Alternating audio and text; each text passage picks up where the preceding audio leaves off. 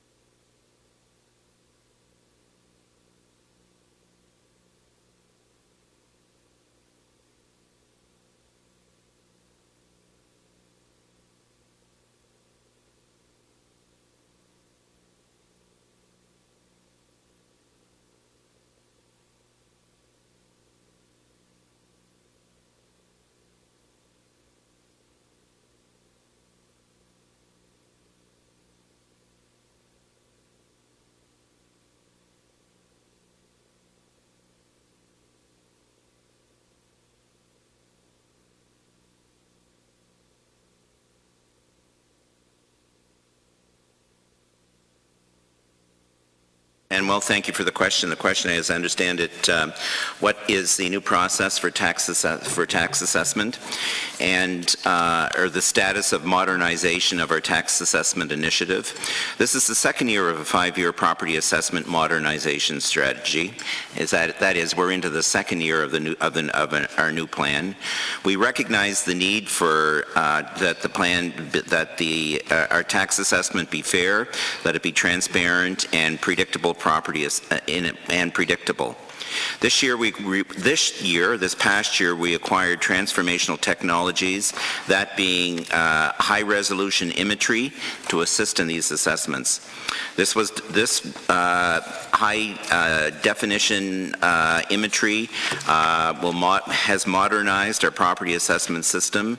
Homeowners now will have a more precise information on the true value of their property, and they'll be able to predict from year to year what their assessment in fact will look like.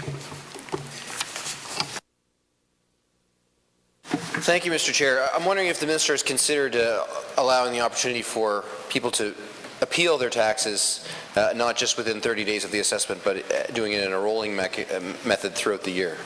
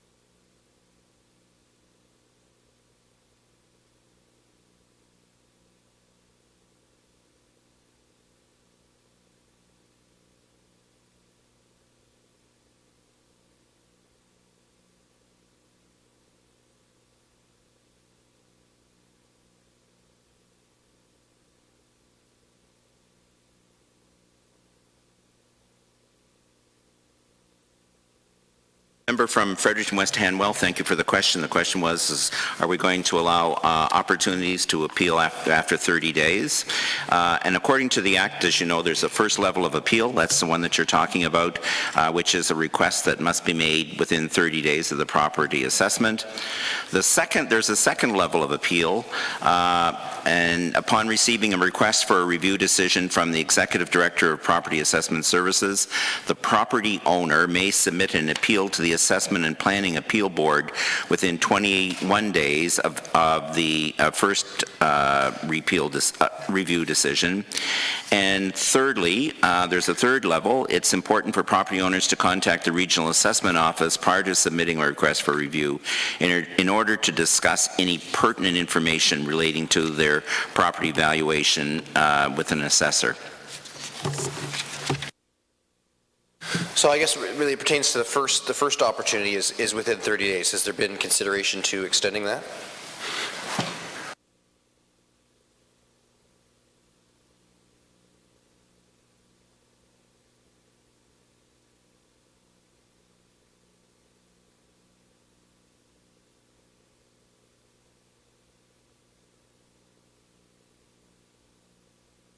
To the member opposite, no, at this time we haven't consideration has not been given to changing the appeal date. This, in fact, is consistent with other jurisdictions. I know this government is making some attempts to modernize the process, which I completely support. And so in light of that, in the fact that we're modernizing and pioneering, I'm wondering if the minister would now indicate that he would consider extending that period for appeal.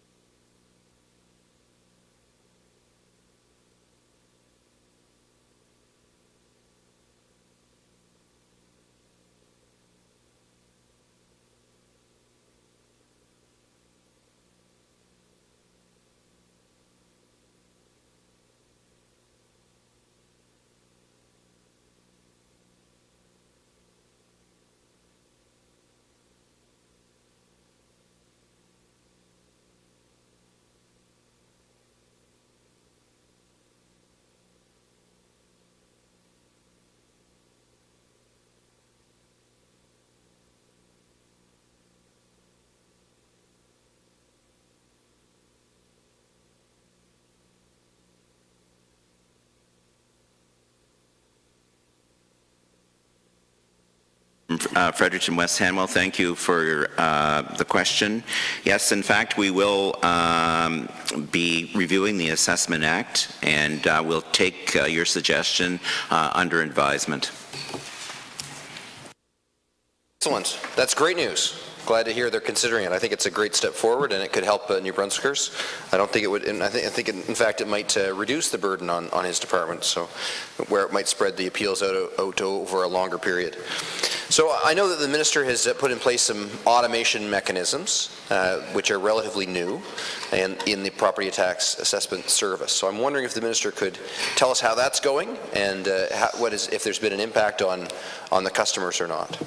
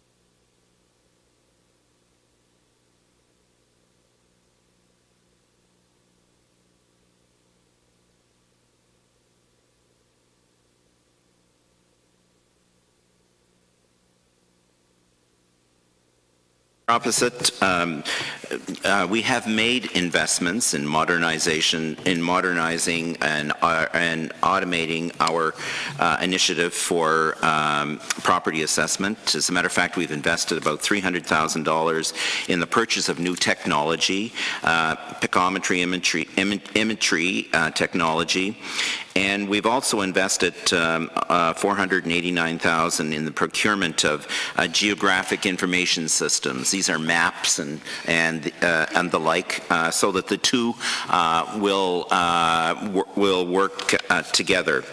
And as a result of this this investment of some $789,000, we can now deliver a more modernized property assessment system. Homeowners have a more precise information on the true value of their property, and properties will be assessed in a more consistent way. And I'd just like to point out that we're in year 2 of a 5-year plan for this modernization.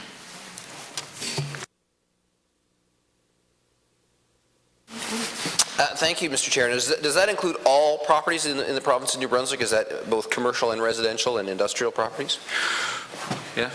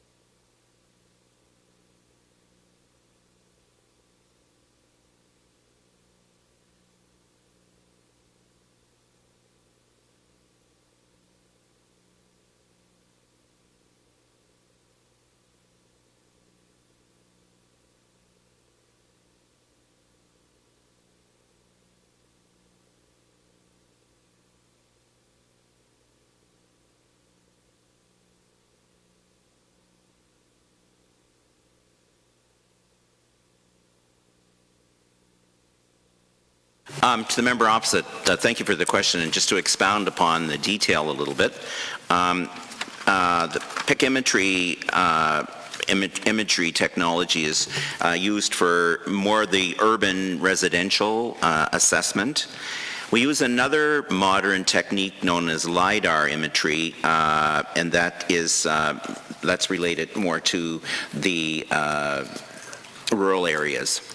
And this is all part of having acquired the necessary mapping facilities through the geographic information system. And it covers industrial in there. And it also covers industrial. The LiDAR imagery covers the... Pictometry, I'm sorry, covers the industrial. In urban areas. In urban areas.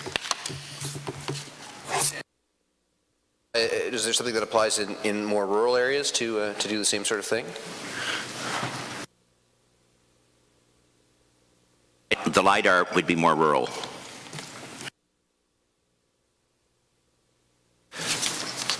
Has the minister considered what the effect has been on general taxation revenues? So I guess what I'm trying to discover is, over the last 2 years, have we seen an increase in property values across the province of New Brunswick that is consistent with the years previous, or is it more or less than the average increase in property tax?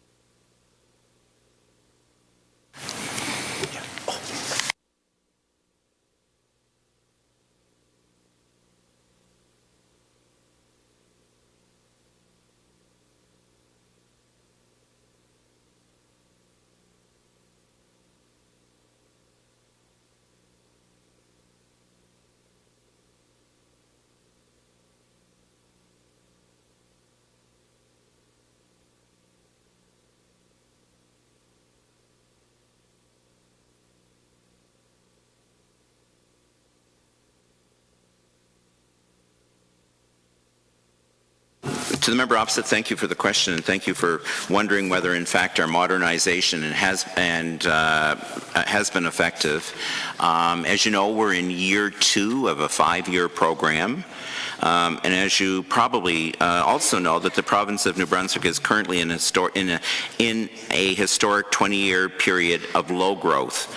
As a matter of fact, it was 2.4% in the past year, which included new construction and developments. So I can expand a little bit farther on this and give you the breakdown of assessment values for the year 2016. And this amount, would include 465,000 accounts. That's almost 500,000 accounts. Of these 465,000 accounts, and this involves all properties, of the 465, 51% showed no change in value, 12% showed a decrease in value, 28% showed an increase between 0 and 5%, 3% showed an increase between 5 and 10%, 3% showed an increase between 10 and 40%, and 3% showed an increase greater than 40%.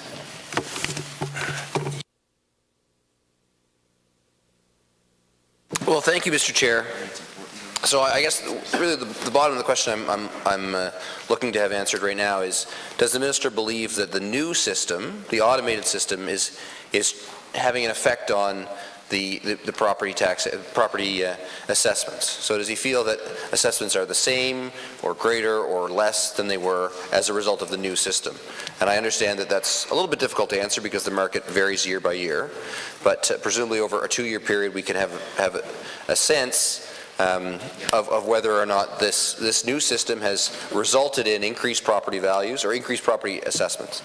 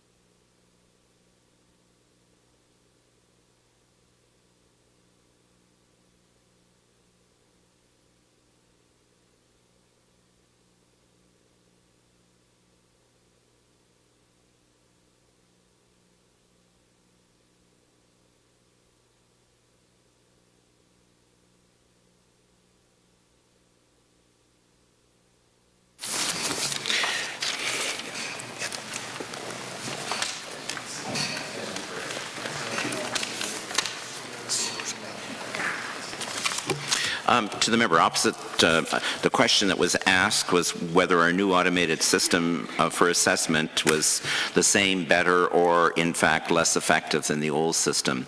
And I'm pleased to report that through the use of pachymetry and LiDAR technology, we've been able to reduce our inspection cycle from 10 years to a 2-year cycle in urban areas and 4 years in rural areas. So this will eliminate the spikes and also will make adjustments in a more timely manner. It also will provide transparency and equitable accounting for the property owners. Thanks, Mr. Chair. Actually, the question I was asking was, what has it done to the property assessments? So have the property assessment values increased at a rate that is consistent or not consistent, less or more, or the same as has happened in the past? I'm trying to get to whether or not this system is generating more revenue for the government or less, or the same.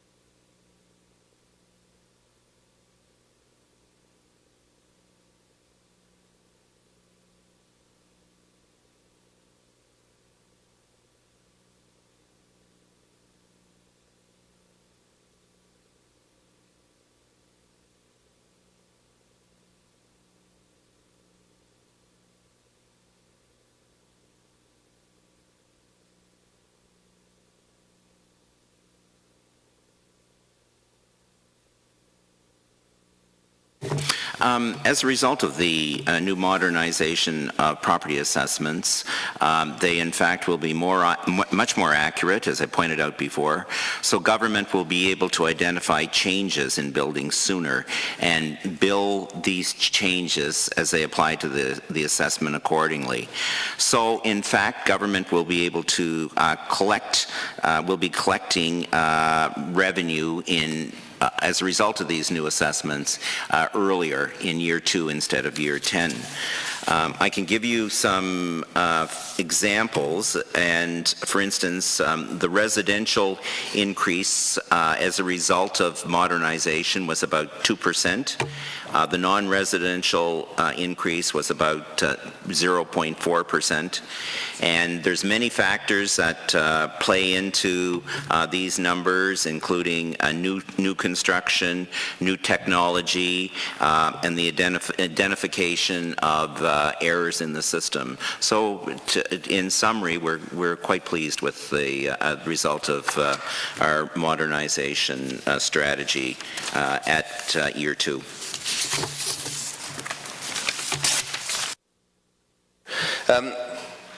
As the Minister outlined, there's about 3% of properties that increased from 10 to 40%, and then 3% that are increased over 40%.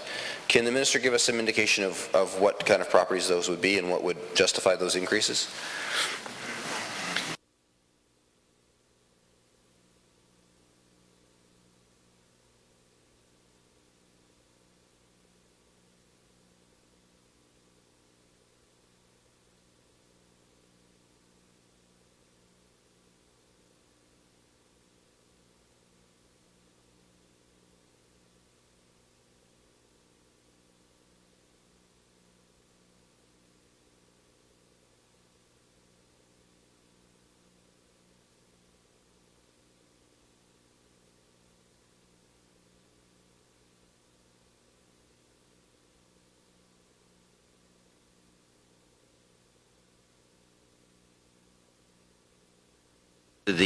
To answer the question, the significant increase in assessments, the major factor that would drive this would be new construction and major renovations to a property.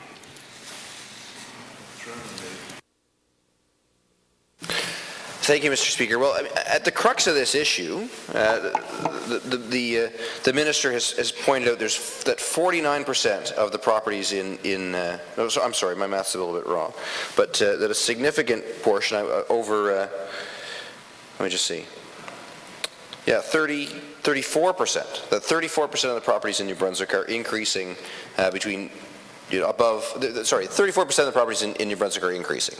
That's a substantial number of properties in New Brunswick, 34%. And yet we see an economy that's basically flatlined. So I'm wondering if, I know the minister said that there's new construction, there's new technology, that sort of thing, but generally speaking, properties in this province are, in my opinion, pretty flat. And I understand where if there's specific properties that have been specifically improved, that's one thing. But there's an awful lot of properties in the province of New Brunswick that see their property values increase with no change to the property, with no renovation or no improved technology or any of the things that he's mentioning. So I'm wondering if the minister could explain to the committee how it is that 36% of the properties in New Brunswick are increasing, and yet there's no substantive change to those properties.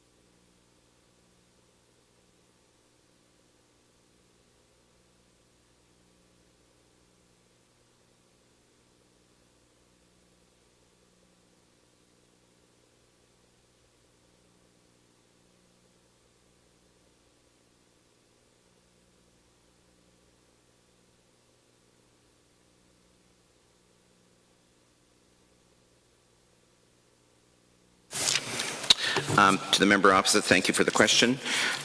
Just to give a little bit of background information, the Act states that the market value must be determined on January the 1st of the current year, so that the assessments must be based on the market value of January the 1st of the current year. In fact, when the assessments were done when the assessments were done every 10 years or every 4 years, there was a lot of things that were missed in terms of new construction, in terms of renovations. So, as a result of modernization, we've been able to eliminate things that, in fact, either have been missed, and as a result of the modernization, we've eliminated these spikes. And to give you the breakdown in terms of, you had mentioned that 28% increase was between 0 and 5%, and that really most of that amounted to new construction, which was totaled $0.75 billion. In terms of reassessment, it was $0.7 billion for a total of 1.45 or 2.4% increase in revenue as a result of assessments and modernization. So thank you, Mr. Chair. Well, I have spoken about this automated system before, and I think automation is good. If it can save manpower and save the government money, I think that's a great thing. But my concern about this system is that it seems to me to be another cash grab on the part of this government.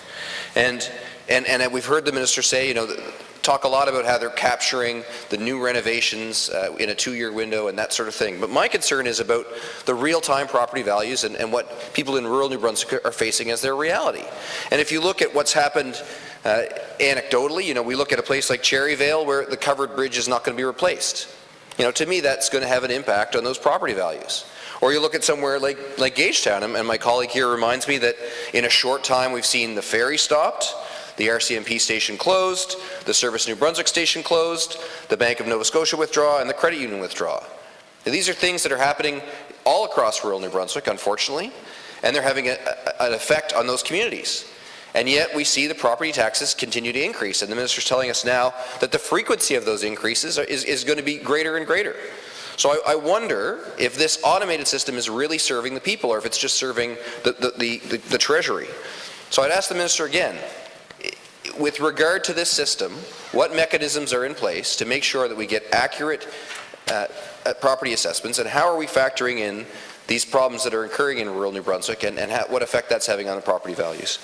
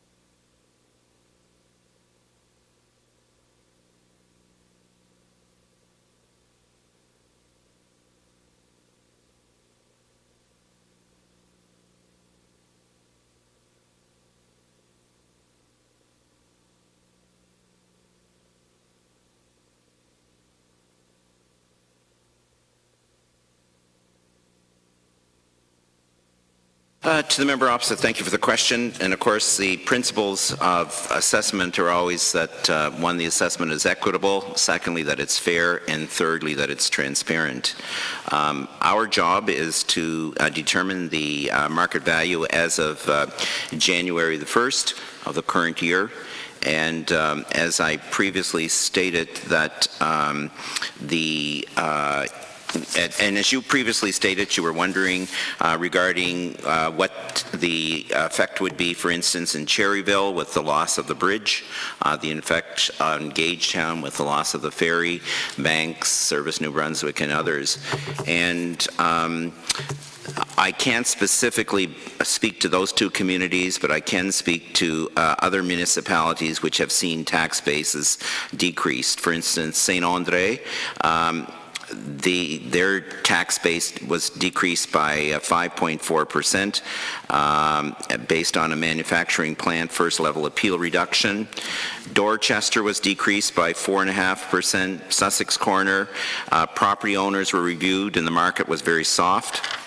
St. Stephen was decreased by 2.6%. St. Leoland, they closed a school there, and as a result of the school closure, property values decreased by 1.9%. In Minto, a manufacturing plant was reduced and it was down, so property values were decreased by 1.9%. Campbellton, unfortunately, had their hospital and school demolition, which resulted in a property decrease of 1%. Blacks Harbour, the market was soft and was 0.7%. The same was for New Maryland, Aroostook. Riverside, Albert was also the same, as was Sussex, as was St. Louis de Kent, and Hampton went down by 0.7% based on property reviews and a soft market. So these decreases, in fact, reflect local changes in conditions that were specific to the community. Unfortunately, I can't give you examples for Cherryvale and Gagetown. Well, thank you, Mr. Chair. I'm not going to belabor this too much. I'm a little bit interested to know why the minister can't provide those specifics. I think that he's given us some specifics, and that's helpful, but not the communities I asked about. So I wonder if he could perhaps maybe look into that in a little bit more detail and provide the House with some clarification on that perhaps later. I want to turn my attention to the closure of the Emergency Measures Organization offices, which I understand have now been moved into Service New Brunswick offices. And though Emergency Measures Organization falls squarely in the purview of the Minister of Public Safety, now that they're moved into the Service New Brunswick offices, I'm wondering if the Minister can give us an update on that plan and how that's going and what he thinks the impact would be.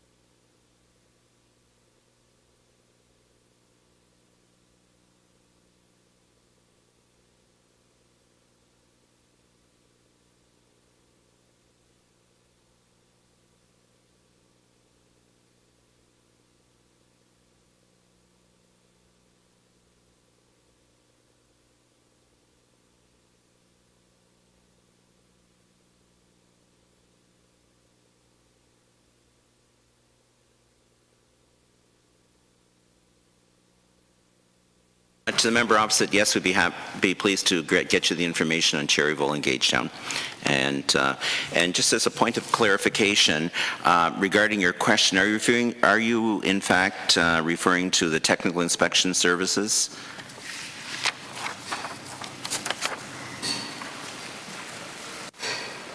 So my understanding is that there's 8 Department of Public Safety regional offices that operate in the same locations as Service New Brunswick offices. And there was mention in the budget speech to moving these further into Service New Brunswick. Is that clear to the minister?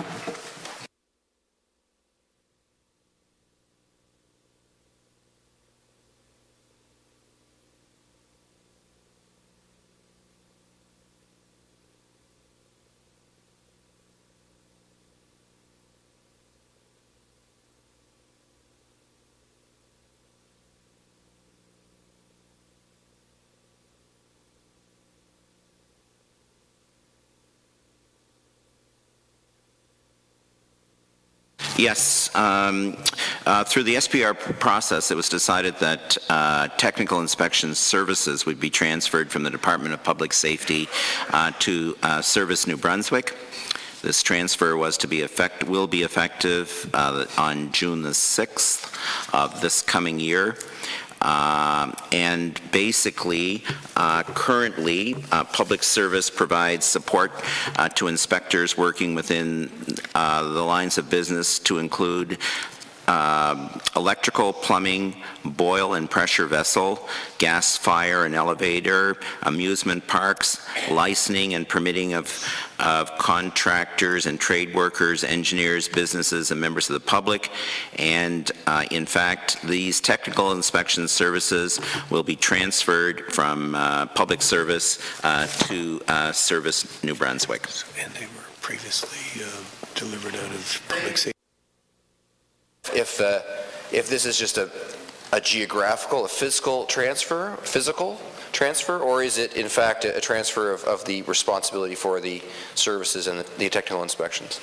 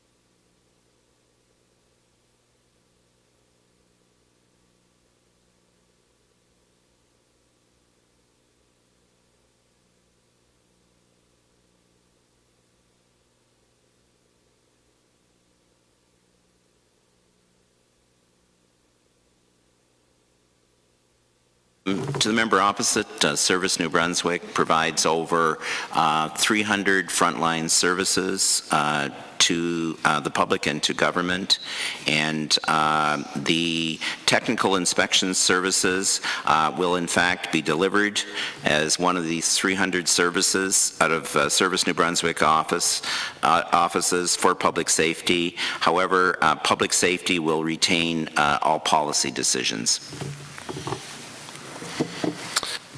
Thank you, Mr. Chair. So does that mean the public safety offices are going to be, there's physical offices that are going to be closed? Is that what's going to happen?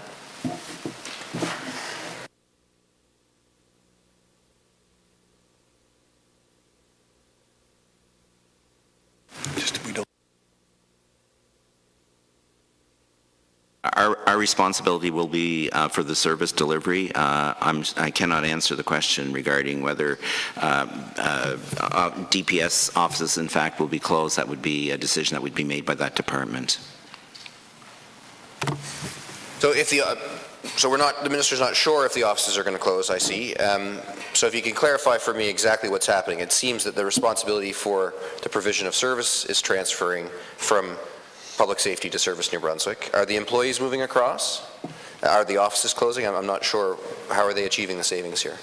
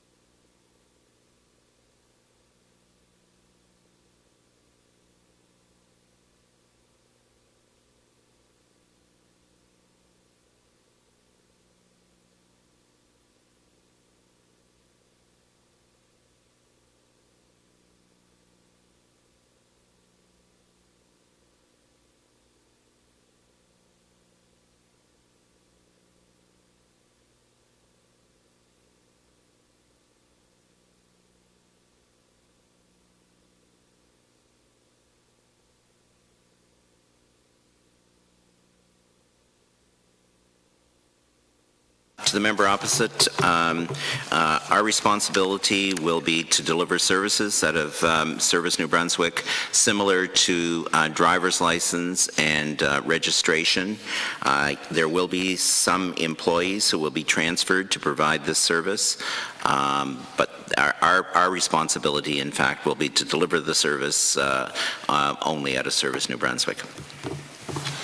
Well, thanks, Mr. Chair. I don't know if that answers my question. I know this minister was part of the strategic program review process, so he must have some visibility into why this decision was made. And these are highly technical services. They're not just driver's license registration. These are inspections. So as far as I can tell, they're inspections of technical things like plumbing and electrical and gas and a lot of other construction matters. So I'm just wondering, I know that the minister has now assumed responsibility for the provision of these inspection services. That much I get. But what I don't understand is how he's going to do it if he's moved the employees from public safety to Service New Brunswick, and if there's going to be employees let go, if there's going to be offices closed, and how this represents a saving. Because what it says in the budget is it's going to save $500,000 a year, which I'm totally in favor of. I'm just not clear the manner in which Service New Brunswick, which is unskilled in these matters, is going to provide the service without moving across some of the resources from public safety.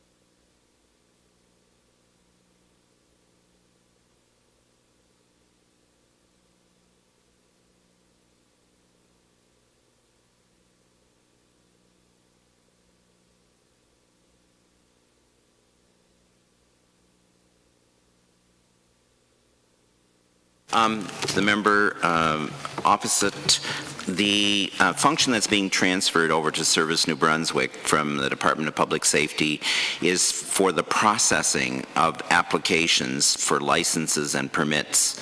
And this process will be done by administrative staff. The Department of Public Safety will still do all the be responsible for doing inspections for the lines of business to include electrical, plumbing, boiler, and pressure vessel, gas, fire, elevators, amusement parks, contractors, trade workers, engineers, businesses, and members of the public, and DPS will still, in fact, be responsible for doing the inspections. The responsibility for Service New Brunswick will be for processing the applications of licenses and permits only. Thanks, Mr. Chair. I wonder if the minister could update us on the plan for the Centennial Building here in Fredericton.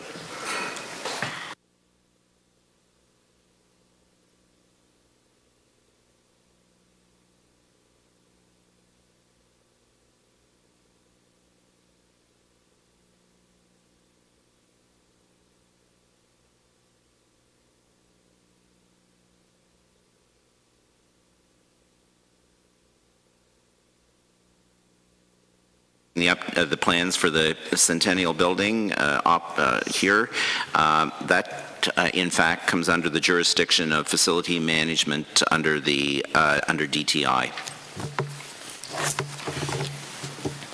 Thank you, Mr. Chair. Well, in reviewing the budget speech this year, on page 12, there is a mention of a concept called binding interest arbitration and the fact that the government plans to make some changes to that. I'm wondering if the minister could give us an outline of that and how it will impact his employees and the employees served by his department.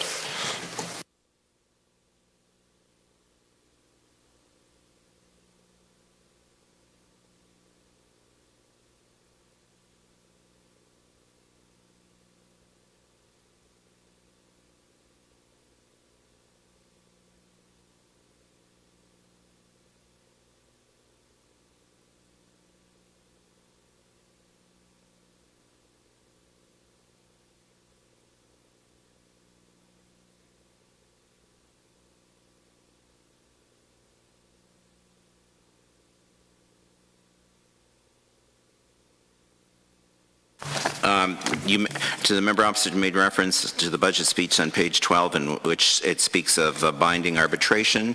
The Department of Human Resources handles all labor negotiations, collective agreements, and arbitration, and any decisions regarding binding arbitration would come under the Department of Human Resources. Well, thank you, Mr. Chair, and I want to thank the minister and his staff for joining us here today. I have no further questions on this department. No. Nobody else? Okay. Is there any other members that want to ask questions here? No. Okay, then I would ask the minister if he has any closing remarks. Thank you very much, Mr. Speaker. I would very much like to thank my staff who accompanied with me today. I have a wonderful team. It's a very complex department. However, we've made some wonderful changes to bring efficiencies to government and, more importantly, to save the taxpayers of New Brunswick monies. I also would like to thank you for the questions that were answered, and they were very informative, and hopefully they'll shed light on the modernization of processes and on the fine work that Service New Brunswick does. Thank you, Mr. Speaker. Thank you. Now we would ask the staff to leave the chamber so we can take the vote.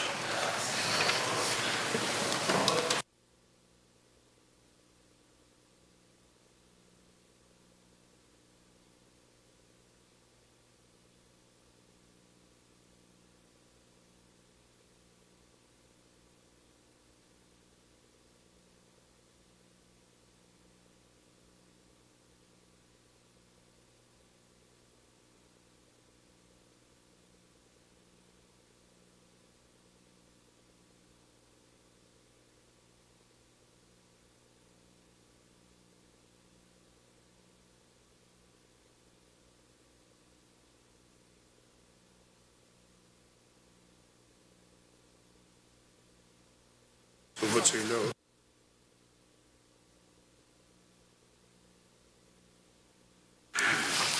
Okay, taking the vote. Is it the pleasure of the committee that there be granted to Her Majesty a sum not exceeding $141,505,000 to defray the expense of the ordinary account program under Service New Brunswick for the fiscal year ending the 31st day of March 2017? All those in favor of this motion, please say yea. Yea. Those against the motion, please say nay.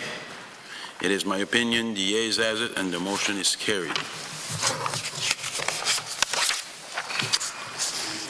Is it the pleasure of the committee that there be granted to Her Majesty a sum not exceeding $3,411,000 to defray the expenses of capital account program allocation of Service New Brunswick for the fiscal year ending the 31st day of March 2017? All those in favor of this motion, please say yea. Yea. Those against say nay. It is my opinion, the yeas has it, and the motion is carried.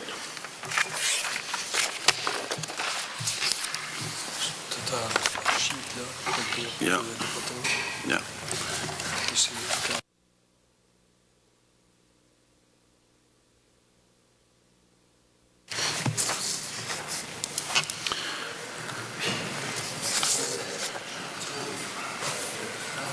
Is it the pleasure of the committee to take in consideration the estimate for the Economic and Social Inclusion Corporation? All those in favor, please say yea. Yea. Those against, nay. It is my opinion, the yeas has it, and the motion is carried. I would now ask the clerk assistant to read the vote. Page 114, main estimates, ordinary count, Economic and Social Inclusion Corporation, total to be voted, $2,799,000. Okay.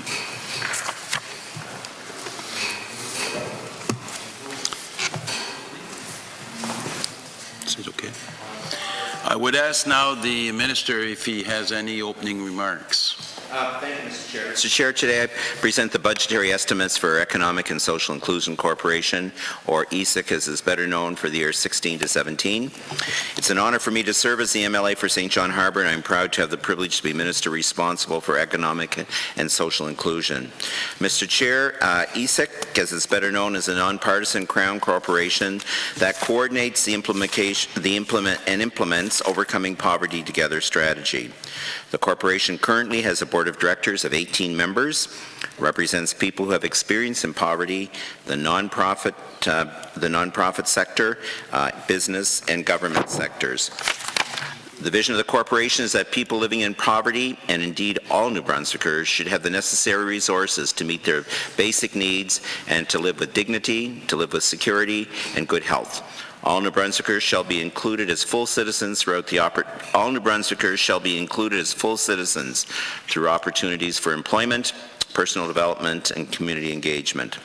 The corporation and its board aims to achieve this vision through collaboration with government, businesses, nonprofit, and all New Brunswickers. Mr. Chair, I'd like to introduce with me here today is Stéphane Leclerc, Executive Director of ESIC, and I am now prepared to answer questions regarding the corporation's budgetary requirements. Thank you, Minister. Would there be any question from other members here? So there is no question, so Minister, I would ask now that the personnel leave the office here since there's no question, and we will take the vote.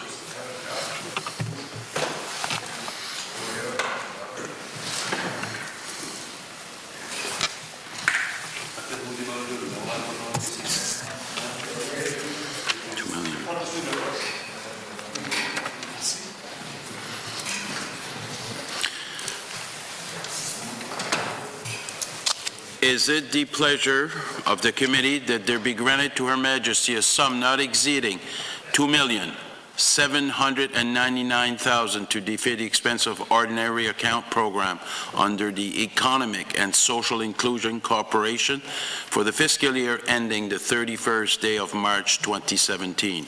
All those in favor of the motion, please say yea. Yea. Those against say nay. It is my opinion, the ayes has it, and the motion is carried. So according to our work for the day, this would complete the three department that we did, so this will conclude, and we adjourn for the day.